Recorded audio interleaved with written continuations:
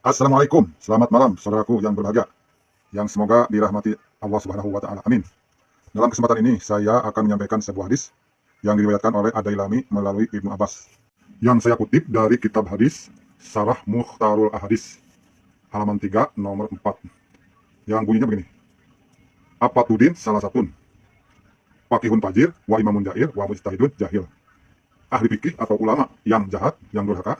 Yang kedua, imam atau pemimpin atau umarok yang angkara murka, yang jolim. Yang ketiga, mujtahidun jahil, yaitu orang yang berijtihad tapi bodoh tentang ilmu agama. Tapi sok-sokan bicara perkara agama. Kemudian di dalam kitab ini disebutkan bahwa tidak ada bencana yang lebih dahsyat daripada bencana agama yang ditimbulkan oleh 3 perkara tadi, yaitu 1, fakihun fajir atau ahli fikih atau ulama yang durhaka, yang jahat, yang buruk. Yang kedua, imamun jair atau pemimpin atau penguasa atau umaro yang zolim, yang angkara murka.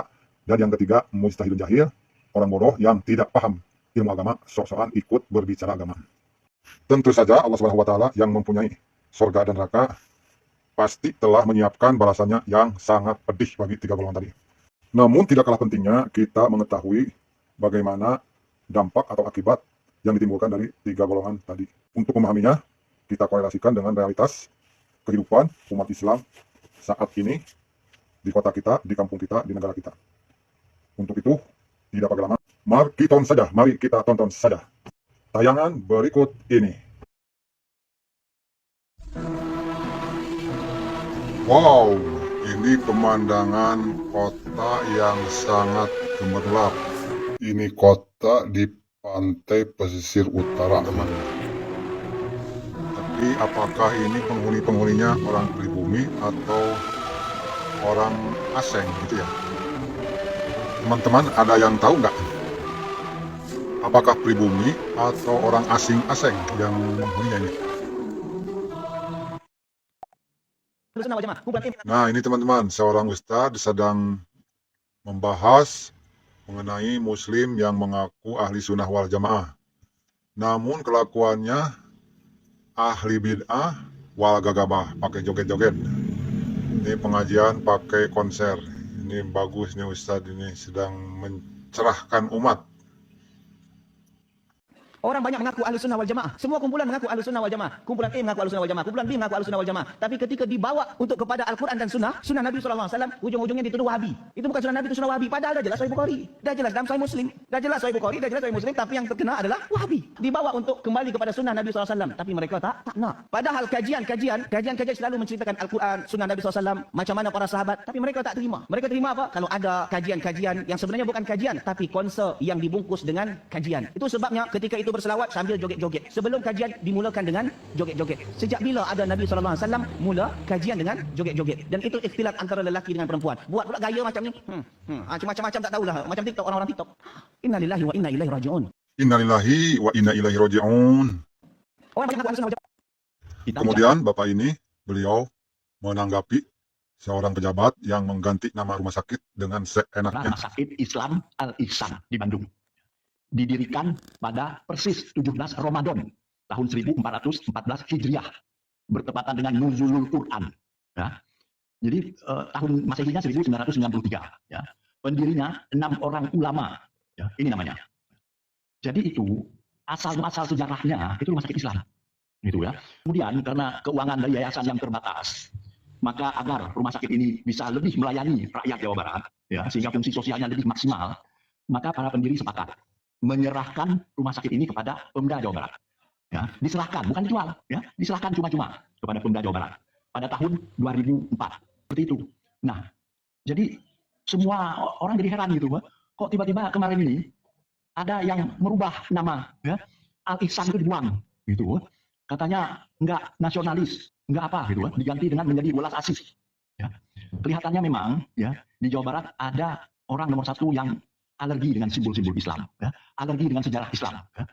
Jadi ini lucu juga gitu ya, dapat barang gratis, ya, bukannya minimal sejarahnya dipertahankan lah ya, kok dihapus sama sekali, ya, dihilangkan sejarahnya, ya, jejak-jejak sejarahnya dihilangkan, dibuang, ya, sehingga nama Al-Ihsannya hilang. Jadi buat rakyat Jawa Barat ya perlu perhatian ini, ya. Anda perlu tahu posisinya seperti apa gitu ya. Jadi seperti itu kira-kira, ya. Memang ada usaha ke arah itu, gitu ya. Jadi ada komentar.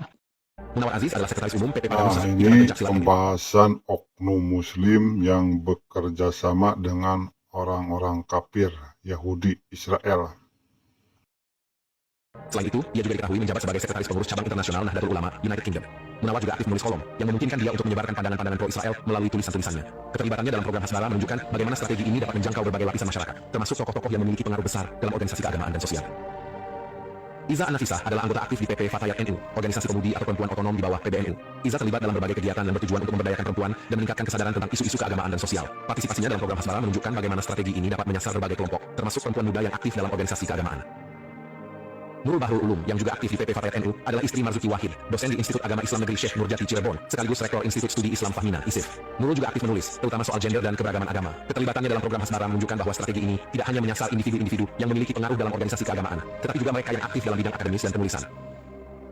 Syukron Makmun adalah wakil ketua PWNU Banten. Dia sering berbicara soal keagamaan di berbagai platform online yang memberinya pengaruh besar dalam menyebarkan pandangan-pandangan keagamaan kepada masyarakat luas. Sebagai tokoh yang memiliki peran penting dalam organisasi keagamaan, keterlibatannya dalam program Hasbara tentu memiliki dampak besar dalam membentuk opini publik tentang Israel di kalangan masyarakat NU. Reaksi publik terhadap keterlibatan tokoh-tokoh NU dalam program Hasbara sangat keras. Banyak yang mengecam tindakan ini sebagai bentuk pengkhianatan terhadap perjuangan Palestina dan menuduh para tokoh tersebut telah menjadi alat propaganda Israel. Kesimpulannya, Hasbara telah menunjukkan kemampuan yang luar biasa dalam menyusup dan mempengaruhi berbagai kalangan di Indonesia, termasuk tokoh-tokoh penting dalam organisasi Islam seperti NU. Melalui berbagai metode dan strategi, Hasbara berhasil membentuk opini publik yang mendukung Israel, meskipun menghadapi reaksi keras dan kecaman dari masyarakat luas. Keterlibatan tokoh-tokoh NU dalam program ini menegaskan betapa efektifnya strategi Hasbara dalam menjangkau dan mempengaruhi individu-individu yang memiliki pengaruh besar dalam masyarakat. Sobat channel kabar lain, Innalillahi wa inna ilaihi raji'un. Itu orang-orang PBNU dijadikan agen oleh Israel, itu mereka fine-fine aja.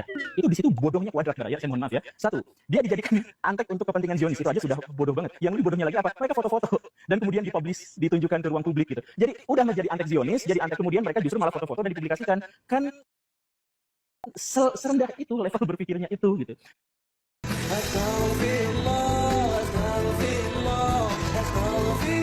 Astagfirullahaladzim, ini dari golongan mana lagi nih?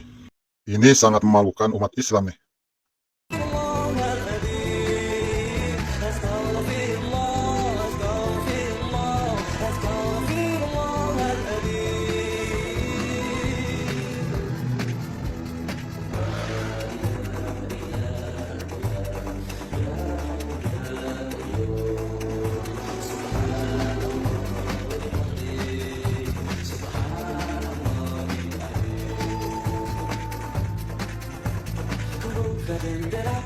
Dan dosa pun menghampiri, suara jari hatiku ingkari.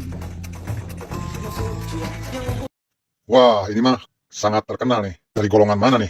Pasti kawan-kawan sudah pada tahu. Ini adalah beberapa bisnis habib palsu yang ada di Ponorogo. Bisnis ini bisa lancar di sini karena memanfaatkan kebodohan warganya. Bisnis yang pertama adalah bisnis air doa. Dengan pura-pura mendoakan air ini, saya bisa menjual air ini dari harga modal Rp3.000 menjadi Rp300.000. Yang kedua, bisnis makam. Kami bilang ini makam orang suci, biar orang mau ziarah. Padahal kami bohong, dan kami tarik biaya per orang. Bisnis ketiga, kadang saya menjual dan melelang atribut keagamaan saya, dan kadang harganya bisa sampai puluhan juta. Tapi lucunya, ada aja yang beli. Selain itu, saya juga sering meminta sumbangan uang kepada pengikut saya dengan berbagai alasan, misalnya pembangunan pesantren. Tapi uangnya saya makan sendiri. Halo teman-teman. Woi, ini cerita tentang buzzer, termul, penjilat. Apa ya artinya termul? Nemu video ketika Mulyono mengumpulkan ternak-ternaknya itu ya, para buzzer-buzzernya itu, untuk rapat apa mungkin tentang rencana-rencana busuk mereka itu. Ya, lihat tuh wajah-wajah ternak Mulyono itu, para cebong yang kelaparan itu, sangat khas sekali ya wajah-wajah pencari nafkah dengan cara menjadi penjilat dan buzzernya Mulyono itu. Katanya yang belangkon itu yang paling radikal yang pakai belangkon itu.